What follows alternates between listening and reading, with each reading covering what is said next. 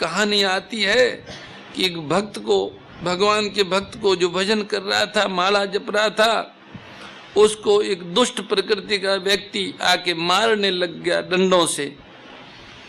तो भगवान विराजे हुए थे वैकुंठ में, जैसे ही उनको देखा कि ये दुष्ट भक्त को मार रहा है, तो भगवान ने न तो गरुड़ जी को कुछ कहा न श्री जी को कहा, तुरंत दौड़ पड़े और दौड़ के थोड़े आगे गए, वापिस आ गए। तो भगवती माँ ने पूछा कि प्रभु आप अभी अचानक इतने जोर से दौड़े थे और वापिस क्यों आ गए?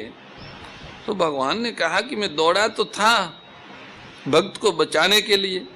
फिर बोले वापिस क्यों आए? बोले फिर वो भगत ने ही अपने हाथ में डंडा ले लिया, वो भक्त उसको दुष्ट से लड़ने को तैयार हो गया, तो मेरा काम नहीं रहा, उसने अपने बल का सहारा ले लिया। केवल भगवान का सहारा जो है वो उसे तत्काल भगवत अनुभूति कराता है। जब उत्तरा पर आफत आई तब उसने भगवान के सिवाय अन्य किसी उपाय का सहारा नहीं लिया, अन्य उपायों की तरफ उसकी दृष्टि ही नहीं गई, उसने केवल भगवान का सहारा लिया। देवादिदेव जगदीश्वर महायोगिना। तात्पर्य ये हुआ कि सकाम भाव रहने पर भी आरत भक्त उसकी पूर्ति केवल भगवान से ही चाहते हैं। जो भगवान के साथ अपनापन करके भगवान के परायण है और अनुकूलता की वैसी इच्छा नहीं करते हैं, पर प्रतिकूल परिस्थिति आने पर इच्छा हो जाती है कि भगवान ने ऐसा क्यों किया, ये प्रतिकूलता मिट जाए तो बहुत अच्छा। इस प्रकार प्रतिकूलता मिटाने का भाव पैदा होने से वे भी आरत भक्त कहलाते हैं। जिज्ञासु भक्त, जिज्ञासु भगत जिसमें अपने स्वरूप को, भगवत तत्व को जानने की जोरदार इच्छा जागृत हो जाती है कि वास्तव में मेरा स्वरूप क्या है, भगवत तत्व क्या है। इस प्रकार तत्व को जानने के लिए शास्त्र, गुरु अथवा पुरुषार्थ का भी आश्रय न रखते हुए केवल भगवान के आश्रित होकर उस तत्व को केवल भगवान से ही जो जानना चाहते हैं वे जिज्ञासु भक्त कहलाते हैं। जिज्ञासु भक्त वही होता है जिसका जिज्ञास्य केवल भगवत तत्व है और उपाय केवल भगवत भक्ति ही होती है। उपाय और उपाय में अनन्यता है। जिज्ञासु भक्तों में उद्धव जी का नाम लिया जाता है। भगवान ने उद्धव जी को दिव्य ज्ञान का उपदेश दिया था जो उद्धव गीता के नाम से प्रसिद्ध है।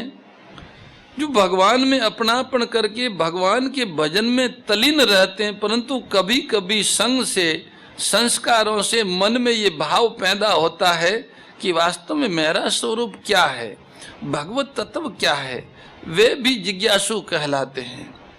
ज्ञानी, प्रेमी भक्त, अर्थार्थी, आर्त, जिज्ञासु तीनों भक्तों से ज्ञानी भगत की विलक्षणता बताने के लिए भगवान च अव्यय कहा है। ज्ञानी भगत को अनुकूल से अनुकूल और प्रतिकूल से प्रतिकूल परिस्थिति, घटना, व्यक्ति, वस्तु आदि सब भगवत स्वरूप देखते हैं। उसको अनुकूल परिस्थिति केवल भगवत लीला ही दिखती है। जैसे भगवान में अपने लिए अनुकूलता प्राप्त करने, प्रतिकूलता हटाने, बोध प्राप्त करने आदि किसी तरह की कभी किंचन मात्र भी इच्छा होती ही नहीं। वे तो केवल भक्तों के प्रेम में ही मस्त रहते हैं। ऐसे ही ज्ञानी भक्तों में किंचन मात्र भी कोई इच्छा नहीं होती, वे केवल भगवान के प्रेम में ही मस्त रहते हैं। ज्ञानी अर्थात प्रेमी भक्तों में गोपिकाओं का नाम प्रसिद्ध है। वे अपने दुख के लिए अपनी कैसी भी पीड़ाएं तकलीफ हो तो भगवान कुछ नहीं कहती। देवर्षि नारद जी ने भी यथा व्रज गोपी का नाम कहकर गोपियों को प्रेमी भक्तों का आदर्श माना है, ज्ञानी भक्तों का आदर्श माना है। कारण कि गोपियों में अपने सुख का सर्वथा त्याग था। प्रियतम भगवान का सुख ही उनका सुख है। हमने सुना होगा कथाओं में कि एक बार द्वारकापुरी में भगवान ने एक लीला की, उसकी भूमिका है, भूमिका में नहीं जाएंगे, लीला का ये संक्षिप्त वर्णन। भगवान ने ये लीला की, अपना अनन्य प्रेमी भक्त कौन है उसकी महत्ता को बढ़ाने के लिए वो भगवान ने लीला की थी। भगवान प्रातः काल ही थोड़े नरम होके सैया पर ही लेटे रहे। महारानी भगवती अम्बा, रुक्मणी अम्बा उस कक्ष में गई, भगवान की तरफ देखा कि प्रभु आप आज नरम क्यों दिख रहे हो। तो भगवान बोले कि कोई खास बात नहीं है, ऐसे ही। बोले कोई बात तो होगी। बोले हमारे सिर में पीड़ा हो रही है। सिर में पीड़ा हो रही है तो वेदों को बुलाएं, वो बुलाएं, ये बुलाएं, औषधि। बोले नहीं नहीं, हमारे सिर की पीड़ा किसी और औषधि से मिटेगी नहीं। हमारे सिर की पीड़ा को मिटाने की औषधि यहाँ द्वारकापुरी में है ही नहीं। श्री रुक्मणी जी ने कहा प्रभु ऐसे कैसे हो सकता है, आप बताओ क्या क्या औषधि क्या है। क्योंकि वो तो स्वयं रमा थी, उनके साथ 8 सिद्धियों 9 निधियों सब कुछ था, वो क्यों सब कुछ कर सकती थी। बोले प्रभु बताओ। बोले क्या बताएं महारानी, हमारे सिर की पीड़ा तभी मिट सकती है जब कोई हमारा प्रेमी भक्त अपने पांवों की, अपने चरणों की रज हमारे मस्तक पे लगावे। ओ रुक्मणी जी ने कहा प्रेमी तो हम हैं, पर हम इनकी प्रियतमा है और ये हमारी प्रियतम है, तो हम अपने चरणों की रज इनके मस्तक पे चढ़ाएंगे तो हमें बड़ा पाप लगेगा। अब क्या करें। वो व्याकुल होने लगी। प्रारंभ में इस खेल के मूल में नारद बाबा ही थे, तो नारद बाबा पहुंच गए। नारायण नारायण नारायण। बोले माते आप व्याकुल दिख रही हो, आइए। बोले महाराज पधारो। व्याकुलता तो कोई खास नहीं, फिर भी बोले क्या कहें, आज प्रभु के सिर में दर्द हो रहा है। अब नारद जी भी प्रेमी हैं, अपने प्रेमास्पद का दर्द या पीड़ा प्रेमी सहन नहीं कर सकते। नारद जी ने आगे कुछ नहीं पूछा और तुरंत दौड़ के भगवान के कक्ष में गए। भगवान ने नारद जी को देखा, बोले आओ आओ बाबा, दंडवत बाबा आओ विराजो। बोले बैठेंगे तो सही, पर ये बताओ आपको तकलीफ क्या है। बोले कोई खास तकलीफ नहीं है, थोड़ी सिर में पीड़ा हो रही है। तो बोले उसकी औषधि ले आते हैं, बताओ। बोले नारद जी यहाँ द्वारकापुरी में हमारे सिर की पीड़ा की औषधि कहाँ है। बोले महाराज द्वारका में सब है, क्या नहीं है। स्वयं अश्विनी कुमार साक्षात यहाँ है और आप कहते हो आपकी औषधि नहीं है। बोले हाँ अगर है तो आप बताओ क्या औषधि। बोले हमारा कोई प्रेमी भक्त हो, हमारा प्रेमी हो, वो अपने चरणों की रज हमारे मस्तक पे लगावे तो हमारे मस्तक की पीड़ा मिट जाए। अब नारद जी बोले ओहो, प्रेमी तो हम भी हैं, पर हम तो दास हैं और ये हमारे स्वामी हैं। हमारे पाँवों की रज इनके मस्तक में लगाएंगे तो हमको भयंकर नरकों में जाना पड़ेगा, दुख भोगना पड़ेगा। ऐसा सोच के नारद जी व्याकुल हो गए। अब क्या करें। अब प्रेमी जन जब कोई कष्ट में पड़ते हैं, उन पर कोई आफत आती है तो उनको प्रेमी ही याद आते हैं कि कौन से प्रेमी के पास जाएं। उनको लगा कि ब्रज में चलते हैं, ब्रज में भगवान के प्रेमी हैं। नारद जी को तो आशीर्वाद था, वे तत्काल किसी भी लोक में पहुंच जाते थे, सब जगह विचरण करते रहते थे। वो वहां पहुंच गए, वहां पहुंचे, ब्रज में पहुंचे तो ब्रज की सारे गोप गोपियां सब ध्यानस्थ, सब निर्विकल्प समाधि में बैठे, कोई किसी को देखता नहीं, कोई किसी से बात ही नहीं करता। नारद जी वहां देखे तो सब के नेत्र रुके हुए। जिससे ज्यादा प्रेम है उसी का स्मरण दिलाएंगे, उसी को सुनाएंगे तो उस तरफ देखेगा।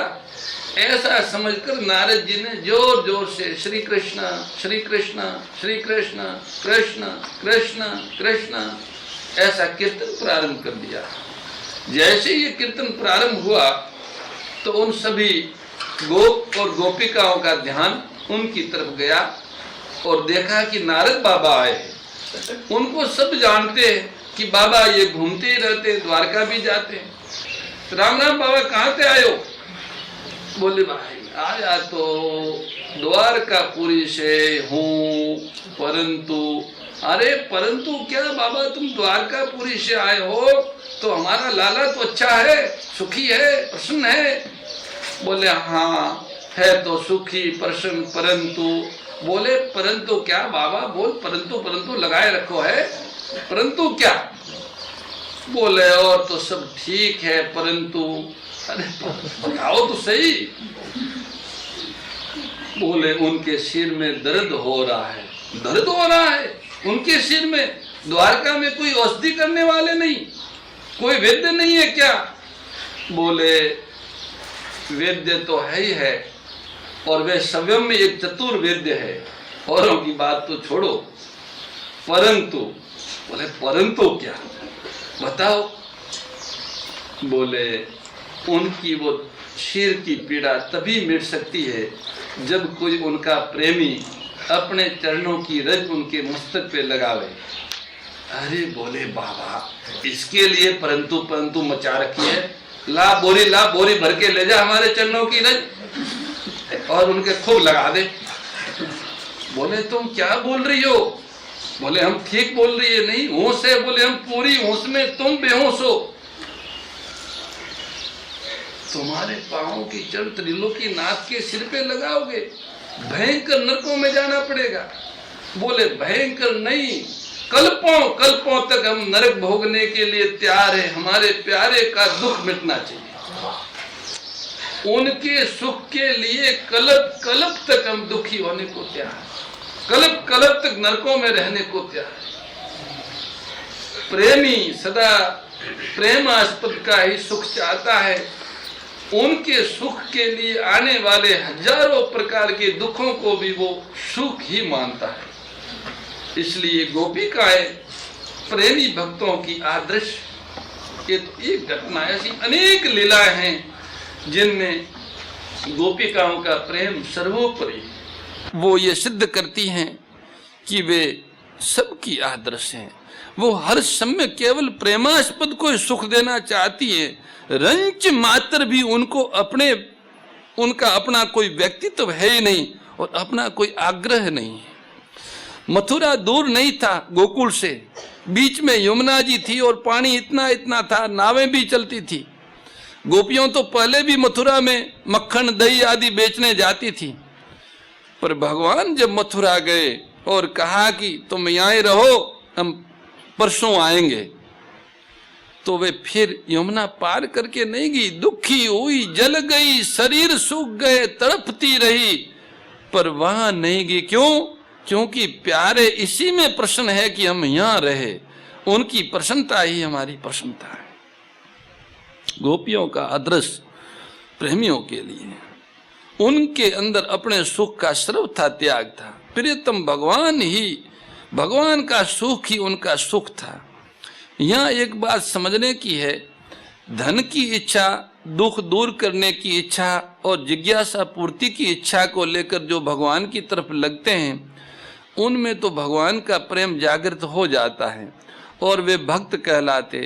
परंतु जिनकी भावना रहती है कि अन्य उपायों से धन मिल सकता है, दुख दूर हो सकता है, जिज्ञासा पूर्ति हो सकती है, उनका भगवान के साथ संबंध न होने से उनमें प्रेम जागृत नहीं होता, उनकी भक्त संज्ञा नहीं होती।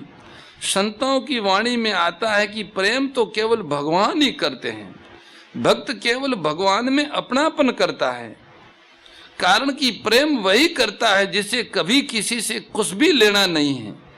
भगवान ने जीव मात्र के प्रति अपने आप को सर्वथा अर्पित कर रखा है और जीव से कभी कुछ भी प्राप्त करने की इच्छा की कोई संभावना ही नहीं रखी है। इसलिए भगवान ही वास्तव में प्रेम करते हैं। जीव को भगवान की आवश्यकता है, इसलिए जीव भगवान से अपनापन ही करता है।